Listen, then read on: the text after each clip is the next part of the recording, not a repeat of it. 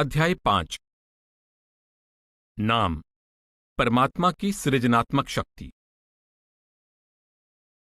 सच्चा नाम उस परमात्मा का रूप है।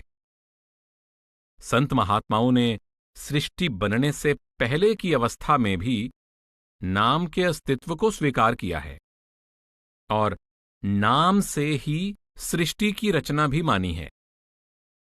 सृष्टि की रचना से पहले की अवस्था को परमात्मा की निराकार निर्लेप अवस्था कहा गया है।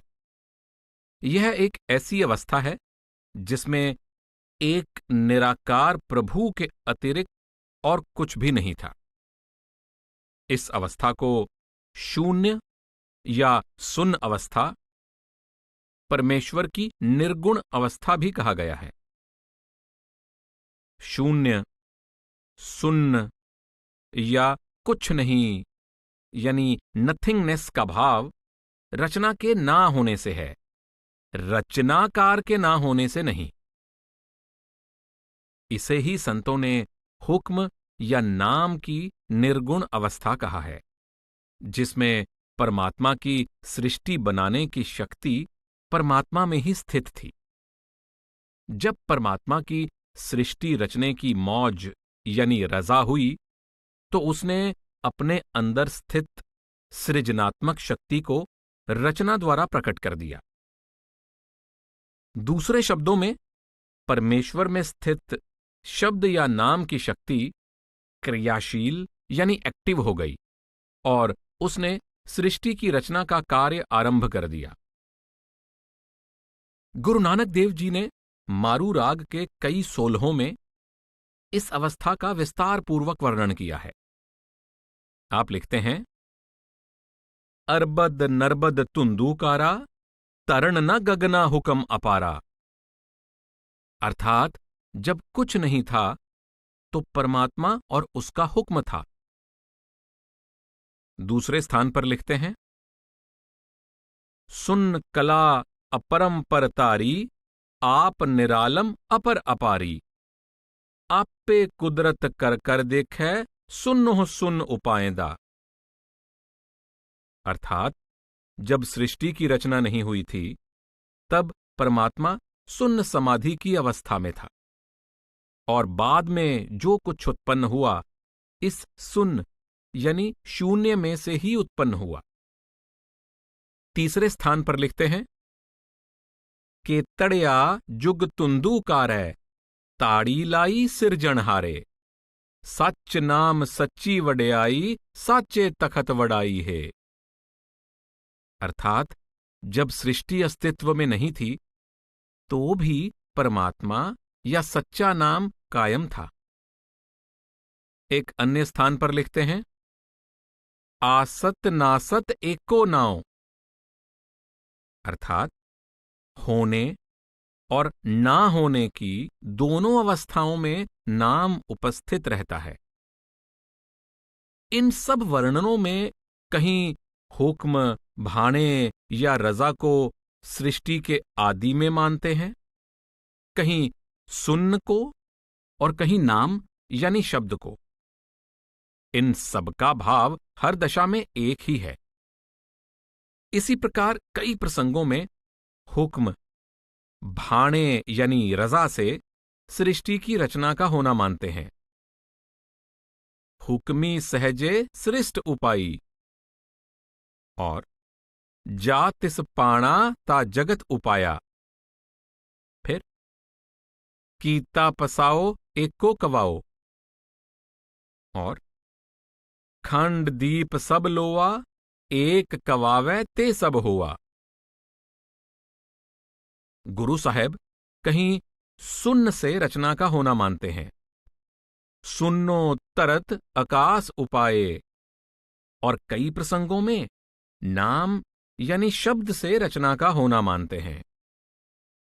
जेता कीता तेता नाओ, विण नावे नाही को थाओ। और हर हर उत्तम नाम है, जिन सिरिया सब कोए जियो। और नामै ही ते सब किछ होआ, बिन सतगुर नाम न जापै। और नाम में उपजय, नाम में बिनसय, नाम में सच समाये। और उत्पत परलो सबदे होवै, सबदे ही फिर उपत होवै। और एको सबद एको प्रभ वर्तै, सब एकस्ते उत्पत चलै। और तुद आपे शिष्ट सिरजया, आपे फुन गोई, सब इक्को सबद वर्तदा, जो करे सो होई। भाई गुरदास जी लिखते हैं, निराधार निरंकार ना अलख लखाया, हुआ एकंकार आप उपाया। ओ अंकार अकार चलत रचाया, साच नाउ करतार बिरद सदाया।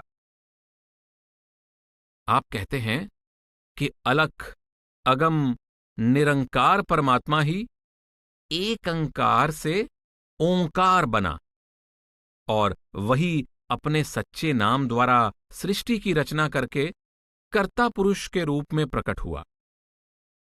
इन वर्णनों में कथन की अनेकता है, तत्व या सिद्धांत की नहीं। काव्य भाषा में एक ही बात को अनेक ढंगों से वर्णन किया गया है।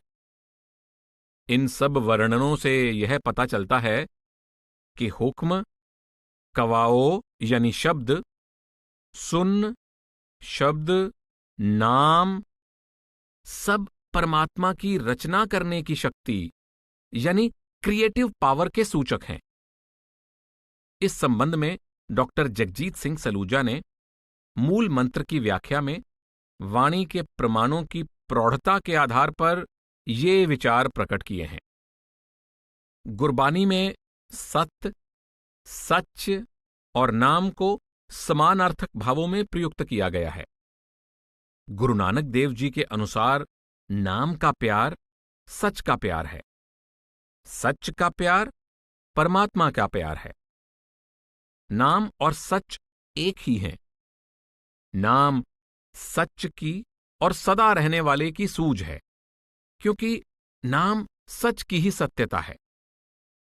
सच के अतिरिक्त नाम, शब्द, ओंकार, हुक्म, ध्वनि भी समान अर्थक हैं।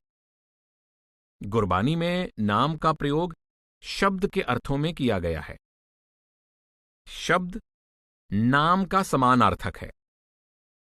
नाम की तरह शब्द से रचना, पालना, संभाल, शब्द के होने और शब्द के द्वारा रचना की समाप्ति के कई प्रसंग गुरबानी में प्राप्त हैं। कई बार शब्द और नाम को एक ही शब्द में एक ही भाव के लिए प्रयुक्त किया गया है। बिन गुर सबद मुकत कहा, प्राणी राम नाम बिन उरज मरै। हर दशा में शब्द और नाम अभेद हैं। शब्द की सारी क्रिया नाम की क्रिया है, क्योंकि यह भी परमात्मा का ही प्रकट रूप है। आदि ग्रंथ में जहां नाम का भाव प्रकट हो रहा होता है, वहां शब्द का भाव ही होता है। गुरु नानक देव नाम और शब्द को ब्रह्म का वाचक स्वीकार करते हैं। सारी रचना की दृष्टि से नाम और हुक्म में भी पूर्ण अभेद है।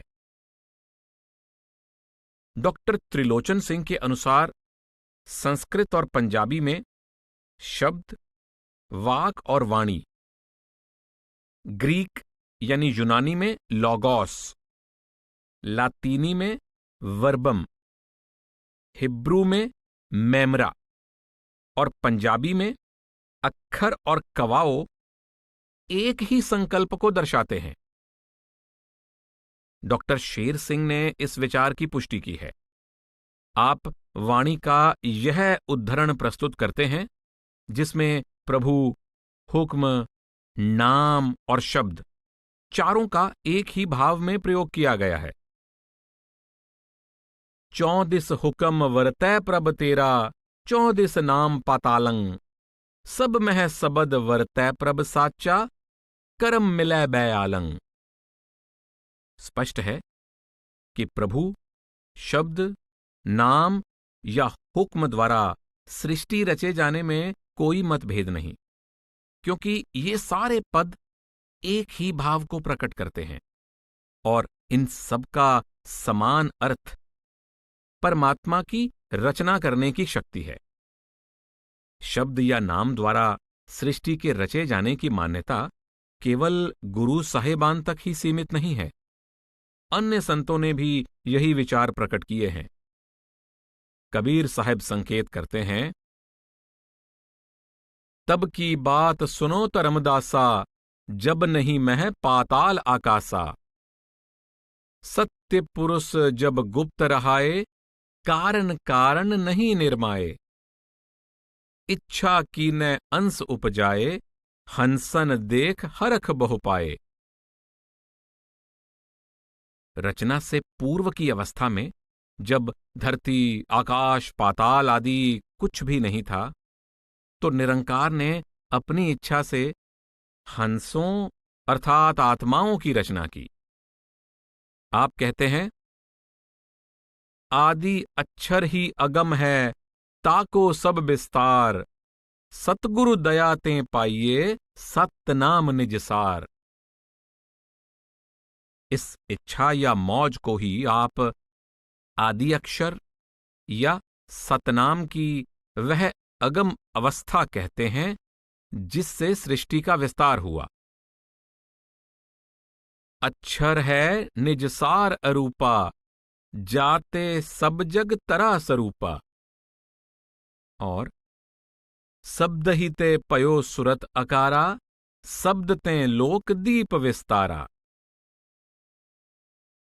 अक्षर, शब्द या नाम ही परमात्मा का निज रूप है और परमात्मा ने इसके द्वारा ही सारे खंडमंडल और जीव उत्पन्न किए हैं। सबदै तरती सबदै आकाश, सबदै सबद होया परगास। दरिया साहेब बिहार वाले विचार प्रकट करते हैं, सबदै धरती सबद आकाशा, सबदै भक्ति प्रेम परगासा। सबदै रचल सकल संसारा, सबदै बंधन लोक विस्तारा। दरिया साहेब मारवाड़ वाले की वाणी है, मुरली कौन बजावे हो गगन मंडल के बीच। त्रिकुटी संगम होए कर गंग जमुन के घाट, या मुरली के शब्द से सहज रचा बैराट। आप कहते हैं कि सृष्टि से पूर्व अवस्था को प्रभु की सुन्न समाधि या सहज अवस्था कहते हैं। परमात्मा ने अपने नाम यानी शब्द की मुरली द्वारा इस निर्गुण अवस्था में से विराट या सगुण रूप धारण किया। साईं बुल्ले शाह का कलाम है, इस बंसीदा लम्मा लेखा, जिसने ढूंढा तिसने देखा। सादी इस बंसी दी रेखा, ऐस वजूदों सिफत उठाई। आपने भी सारी रचना को शब्द रूपी बांसुरी की कला कहा है। एक सुर दी सब कला उठाई। आप संकेत करते हैं कि शब्द की बांसुरी ने पहले प्रभु के वजूद में से सिफात, भाव, गुणों को पैदा किया, जिसके बाद रचना का सारा खेल अस्तित्व में आया। पलटू साहब की वाणी है, पकड़ ले शब्द जिन तो ही पैदा किया, और सब होएंगे खाक माटी। दास पलटू कहे देख संसार गति, बिना निज नाम नहीं कोई साथी। दादू साहेब फरमाते हैं, सबदें बंध्या सब रहे, सबदें सब ही जाई। सबदें ही सब ऊपजै, सबदें सबे समाई। हुजूर स्वामी जी महाराज फरमाते हैं, हैरत हैरत हैरत होई, हैरत रूप धरा इक सोई। आप ही आप न दूसर कोई, उठी मौज परगट सत सोई। और शब्द गुप्त तब हुआ अनाम, शब्द प्रगट तब धरिया नाम, नाम अनाम शब्द परमान, शब्द बिना होए सब की हान। आप सृष्टि से पूर्व की अवस्था को हैरत की अवस्था कहते हैं, जिसमें परमात्मा के अंदर ही हुक्म या नाम की तरंग उठी, जिसने सृष्टि की रचना की। सृष्टि की रचना से पहले परमात्मा की यह रचनात्मक शक्ति अनाम थी, परंतु रचना में प्रकट होने के कारण इसे शब्द या नाम कहा जाने लगा। आप कहते हैं, शब्द ने रची त्रिलोकी सारी, शब्द से माया फैली भारी, शब्द ने अंड ब्रह्मांड रचारी, शब्द से 7 दीप 9 खंड बनारी। हजरत ईसा ने फरमाया है, आदि में शब्द था, शब्द परमात्मा के साथ था और शब्द ही परमात्मा था। जो कुछ बना है शब्द द्वारा बनाया गया है, और कोई वस्तु ऐसी नहीं जो बिना शब्द के बनी हो। आपने शब्द को जीवन और ज्ञान का स्रोत तथा उत्पत्ति और संहार का कारण कहा है। कुरान मजीद में उसी दिव्य शब्द को कुन, कौल और कलमा कहा गया है। इस्लाम में कुन को परमात्मा का हुक्म यानी कलिमातुल हजरह कहा गया है, जिसके द्वारा वह सृष्टि को पैदा करता है। कलमा परमात्मा की इच्छा शक्ति है, और कुरान में कलमे यानी शब्द से सृष्टि की उत्पत्ति होने से संबंधित यह कथन 3 स्थानों पर आता है। वह आकाश और धरती को बनाने वाला है। जब वह किसी काम को करने का निश्चय कर लेता है तो बस उसके लिए कह देता है कि हो जा, यानी कुन, और वह हो जाता है, यानी फयकून एकून। कुरान में कलमे यानी कुन की भांति सच यानी हक को उसी तरह वह हकीकत माना गया है जो सृष्टि की उत्पत्ति करती है। जैसे गुरु साहिबान ने सच और नाम को समान अर्थक माना है। कुरान मजीद का कथन है, और वही है जिसने आसमानों और जमीन को सच यानी हक द्वारा पैदा किया है, और जिस दिन वह कहेगा हो जा यानी कुन, वह हो जाएगा, यानी फयकून एकून। मौलाना रूम शब्द की धार को, जिससे सृष्टि की रचना हुई, कलामे नफजी की मौज कहते हुए लिखते हैं, जब उसकी जात में से कलामे नफजी की मौज दौड़ी तो सुखन या आवाज द्वारा इसने सूरत बनाई यानी रूप धारण किया। हजरत शम्स तबरेज ने शब्द को सौत कहा है, जो आवाज के लिए प्रयोग किया जाने वाला फारसी पद है। आप कहते हैं, यह सारा संसार सौत यानी आवाज से अस्तित्व में आया है, और उसी की शक्ति से सब नूर यानी प्रकाश प्रकट हुआ है। साईं बुल्ले शाह का कलाम है, कुन कहा फयकून कहाया, बेचूनी से चून बनाया, अहिद दे विच मीम रलाया, तां कीता ऐड पसार। आपने कुरान मजीद की उपर्युक्त आयत में आए कुन फयकून की ओर संकेत करते हुए कहा है कि कुन यानी शब्द या कलमे के द्वारा ही अल्लाह यानी परमात्मा ने माया रहित अवस्था में इस मायावी जगत का सृजन किया। इस तरह उसने पूर्ण एकता से अनेकता का प्रसार किया। आप कहते हैं,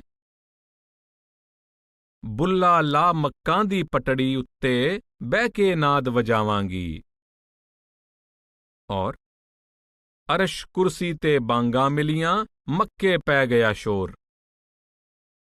इस कलमे को ही आपने ला मकान की पटरी पर बैठकर बजाने वाला नाद और अर्श कुर्सी यानी गगन मंडल बांग का नाम भी दिया है।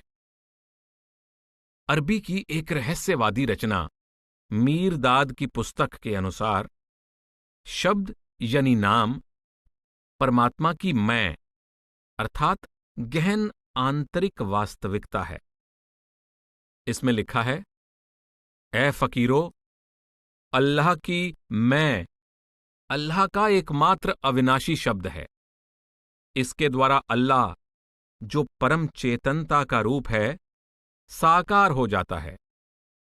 इसके द्वारा कर्ता अपना आप सृजित करता है। इसके द्वारा ही निराकार अनंत रूपों में प्रकट होता है और इसी के कारण जीव निराकार में वापस समा सकते हैं। पारसी धर्म में भी शब्द को कर्ता माना गया है। पारसी मत में यह सर्वमान्य धारणा है कि जब परमात्मा यानी अहुर मज़्द ने अपने आप को प्रकट करने की इच्छा की तो उसने एक शक्तिशाली मंत्र यानी शब्द का उच्चारण किया जिसको अहून वैर्य या दिव्य बादशाह की इच्छा the will of the divine king कहा जाता है। पारसी विद्वानों ने इसको यूनानियों के लॉगोस यानी शब्द के सिद्धांत से समरूपता दी है और लॉगोस का सिद्धांत संतों के शब्द सिद्धांत का ही यूनानी रूप है। इस सिद्धांत को देने वाला हेराक्लिटस था। उसने लॉगोस यानी नाओस को ब्रह्मांड की रचना करने वाली सृजनात्मक शक्ति कहा है। यहूदी धर्म में भी माना गया है कि परमात्मा के शब्द यानी नाम ने लोक और परलोक की बहुरंगी रचना की है। यहूदियों की एक प्राचीन पुस्तक सेफर यत जिराह में सृष्टि की उत्पत्ति के संबंध में वर्णन मिलता है। उसमें आता है कि प्रत्येक सृजित वस्तु का आकार और सब ध्वनियां एक नाम से अस्तित्व में आती हैं। यह नाम जो दिव्य तत्व, शब्द या आत्मा है, सब खंडों ब्रह्मांडों का जीवन और मूल आधार है। चीनी महात्मा लाओ त्से ने टाओ यानी ताओ शब्द या नाम को संसार की सब वस्तुओं की जननी कहा है। वह टाओ सिद्धांतों के अपने ग्रंथ ताओ ते चिंग में ब्रह्मांड को टाओ की उत्पत्ति बताता है। ऊपर कहे सभी विचारों में केंद्रीय बिंदु एक ही है कि सारी सृष्टि परमात्मा की रजा यानी इच्छा, भाणे या मौज की उपज है, जिसे नाम, शब्द, वाणी, अक्षर, कुन, लॉगोस, टाओ, वर्बम, मैमरा, कलमा, कलाम आदि अनेक पदों द्वारा पुकारा गया है। हुक्म, रजा, कुन या कवाओ परमात्मा की सृजनात्मक शक्ति के कार्यशील होने के सूचक हैं। यह शक्ति एक मौज, ध्वनि या आवाज के रूप में प्रकट हुई, जिसके बाद 3 गुण, 5 तत्व और सारी सृष्टि अस्तित्व में आए। भाई गुरदास ने अपनी वारों में इस हुक्म यानी कवाओ द्वारा सृष्टि रचे जाने की प्रक्रिया का इस प्रकार संकेत किया है। ओ अंकार आकार कर एक कवाओ पसाओ पसारा, और एक कवाओ पसाओ कर ओ अंकार सुनाया, और एक कवाओ पसाओ कर ओ अंकार किया पसारा। इन पंक्तियों में ओंकार द्वारा रचना का फैलाव होने और शब्द की ध्वनि के सुने जाने की तरफ संकेत है। आप इस बात को और अधिक स्पष्ट करते हुए कहते हैं कि एक अंकार में से शब्द की ध्वनि उत्पन्न हुई, जिससे निर्गुण सगुण हो गया और निराकार ने आकार धारण कर लिया। एक अंकार हो सबद तुन ओ अंकार अकार बनाया। आप यह भी स्पष्ट कर देते हैं कि जिस ध्वनि का वे वर्णन करते हैं वह राग, नाद यानी सुर की गाए जाने वाली ध्वनि नहीं, वह अनहद शब्द की वह अगम ध्वनि है जो बिना आदि और अंत के है, जो किसी यंत्र अथवा स्पर्श से पैदा नहीं होती। राग नाद अनहद तुनी ओंकार ना गावनहारा। स्वामी जी महाराज की वाणी है, सुखमन नाली सुरत चढ़ाई, बंक नाल में सहज समाई। धुन धधकार सुनी ओंकारा, लाल रंग जह सूर निहारा। धुन धधकार अनाहदी, बिरले गुरमुख पाए। लख तिरबेनी घाट को, तामे पैठ अनहाए। सुन समाधि जा को मिली, अनहद माहि समाए। आप कहते हैं कि ओंकार की ध्वनि बाहरी जगत में नहीं बल्कि आंतरिक उच्च रूहानी मंडलों में सुनाई देती है, और कोई विरला गुरमुख सुन्न समाधि की अवस्था में पहुंचकर ही इसका अनुभव कर सकता है। ओंकार की ध्वनि कवाओ या शब्द धुन अनंत में से उठी और अनंत तक फैली हुई वह मौज है जिसने सारे जगत की रचना की। पुराणों में भी ब्रह्मांड को ब्रह्म के प्राण या सांस कहा गया है। मिस्र के प्राचीन ग्रंथों में आता है कि जो कुछ परमात्मा के मुंह से निकलता है हो जाता है, और जो वह कहता है बन जाता है।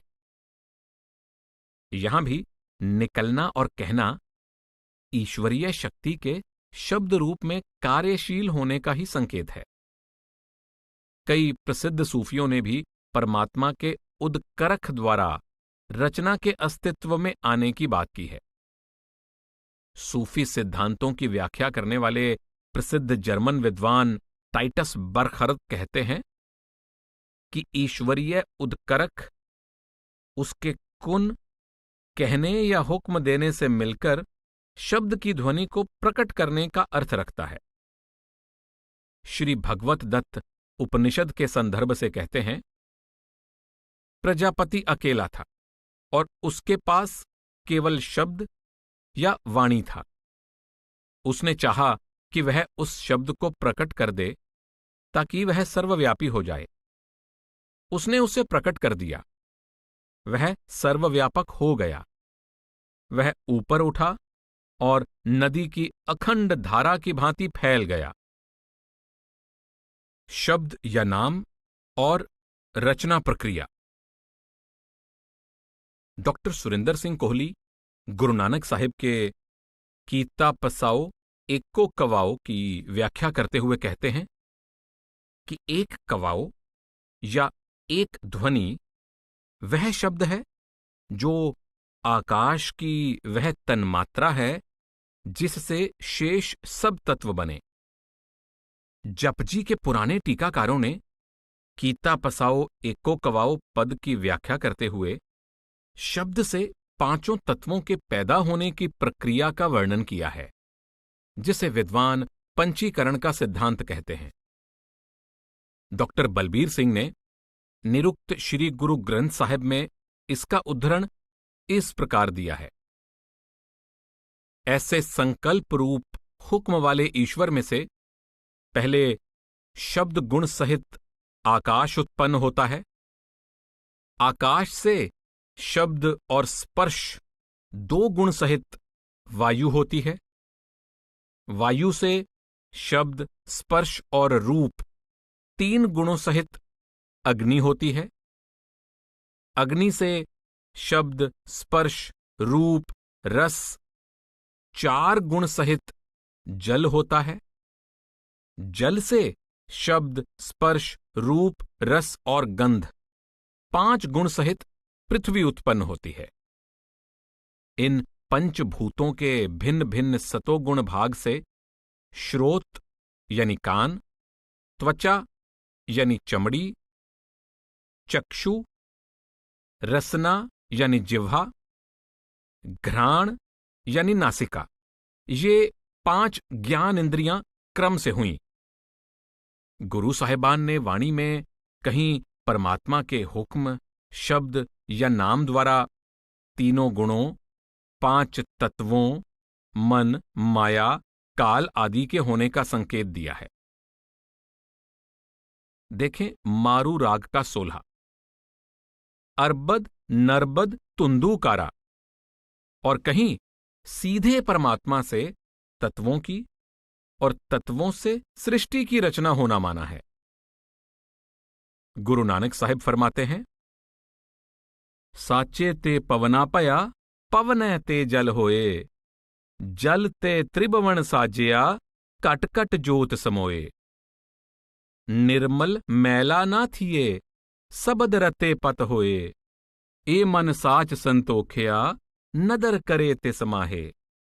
पंच पूत सच पै रते, जोत सच्ची मन माहे, नानक औगन वीसरे, गुर राखे पत ताहे। आप फरमाते हैं कि उस सच्चे प्रभु से पवन की उत्पत्ति हुई, और पवन से जल उत्पन्न हुआ, और जल से त्रिलोकी की रचना हुई। आप फरमाते हैं कि सृष्टि के कण कण में प्रभु या उसके शब्द की संतोष दाता और मुक्तिदाता निर्मल ज्योति व्याप्त है। जब 5 तत्वों से बना शरीर सच्चे हुक्म के भय में रंगा जाता है, तो जीव की माया की उपाधियां दूर हो जाती हैं और उसे सच्चे दरबार में सच्चा सम्मान प्राप्त हो जाता है। इस वर्णन से पता चलता है कि 5 तत्वों का कर्ता और आधार शब्द की ध्वनि या शब्द का प्रकाश है। आप कहते हैं, जल तरंग अग्नि पवनै फुन, त्रै मिल जगत उपाया, ऐसा बल छल तिनको दिया, हुक्मी ठाक रहाया। 5 तत्व एक दूसरे के शत्रु हैं, परंतु परमात्मा ने अपने हुक्म, शब्द या नाम द्वारा इन्हें इस प्रकार आपस में बांध कर रखा है कि ये एक दूसरे की सहायता करते हैं। गुरु अमरदास जी की वाणी है, उत्पत परलो सबदे होवै, सबदे ही फिर ओपत होवै, और नामे उपजै, नामे बिनसै, नामे सच समाये। जब वह परमात्मा अपनी शब्द या नाम रूपी रचना करने की शक्ति को प्रकट करता है, तो शब्द से आकाश, आकाश से वायु, वायु से अग्नि, अग्नि से जल और जल से पृथ्वी बन जाती है।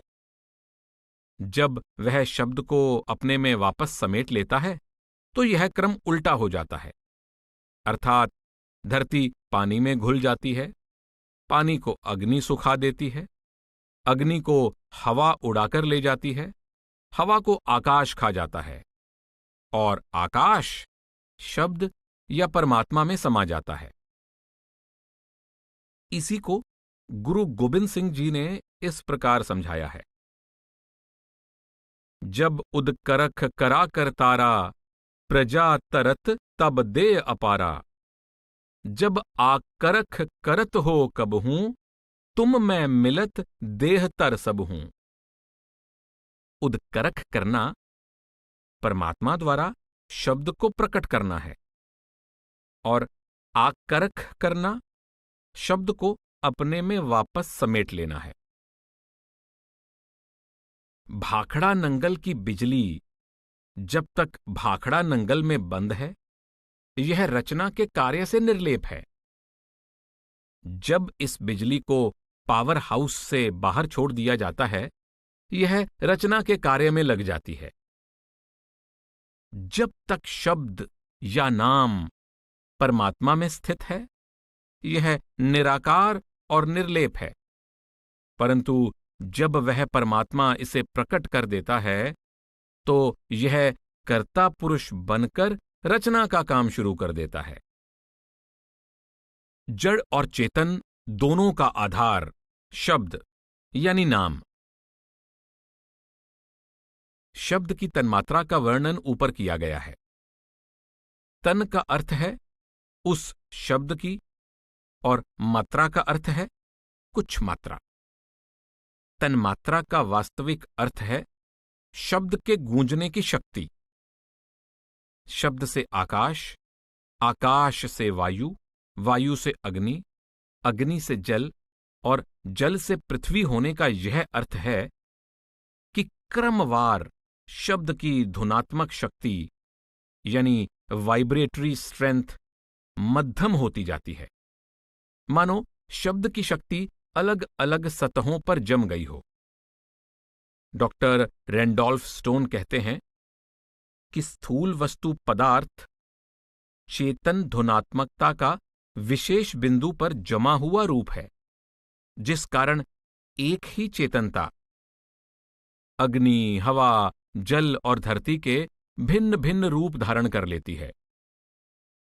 श्री शरद चंद्र वर्मा गुरु नानक साहिब के महावाक्य कीता पसाओ एक्को कवाओ की व्याख्या करते हुए कहते हैं कि शब्द ध्वनि के प्रकट होने से रचना का कार्य आरंभ हो गया और शब्द तरंगों की क्रीड़ा से आकाश और दूसरे तत्व पैदा हो गए, जिसके कारण चेतनता की अलग अलग अवस्थाएं पैदा हो गईं।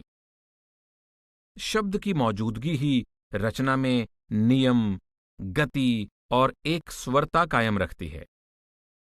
देखने में ऐसा लगता है कि यह रचना विरोधी शक्तियों के संघर्ष का अखाड़ा है, परंतु अंतर से इसमें पूर्ण एकता, एक स्वरता और स्थिरता है, क्योंकि सारी रचना का आधार शब्द की एक शक्ति है। वस्तु पदार्थ एक प्रकार से ठोस रूप धारण कर चुका शब्द यानी नाम है। शब्द की धुनात्मकता का हल्के होते जाना ही चेतनता का गुप्त होते जाना या जड़ रूप धारण करते जाना है, मानो भाप बर्फ बन गई हो। महान वैज्ञानिक डॉक्टर जगदीश चंद्र बसु ने सिद्ध किया है कि वृक्षों और पौधों में ही नहीं, जड़ वस्तुओं और धातुओं आदि में भी जीवन है। डॉक्टर गुरदीप सिंह ने गुरु नानक साहिब के सृष्टि ज्ञान और सृष्टि शास्त्र के विषय में लिखे अपने शोध प्रबंध में लिखा है कि ईश्वरीय हुक्म सूक्ष्म रूप में शब्द है और स्थूल रूप में जगत है।